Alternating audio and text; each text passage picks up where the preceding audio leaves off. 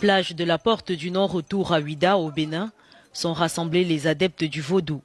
Badigeonnés de farine de manioc mélangée à de l'eau, l'esprit vaudou s'empare de ces corps jaunes en transe.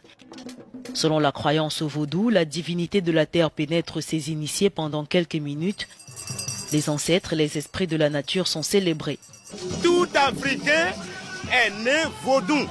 Donc c'est pour ça que nos ancêtres, quand ils ont amené nos parents, nos grands-parents en esclavage, c'est ça qui fait que leurs esprits, quand on les amène là-bas, leurs esprits retournent chez nous ici. Malgré ses nombreuses ramifications aux Antilles, au Brésil et aux États-Unis, Ouida reste le berceau du vaudou. Ce groupe d'initiés est venu de Chicago pour un voyage spirituel sur les traces de ses ancêtres et célébrer l'air, le feu, l'eau et la terre. C'est à partir de Ouida que le vaudou s'est répandu et s'est retrouvé partout dans le monde entier. Il faut le reconnaître, c'est quelque chose qu'il ne faut pas nier. Le vaudou, c'est quoi? C'est la nature.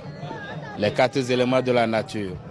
Respecter, connaître leurs principes, respecter leurs principes. Le vaudou est certes un culte ancestral, mais il n'a pas toujours eu bonne réputation.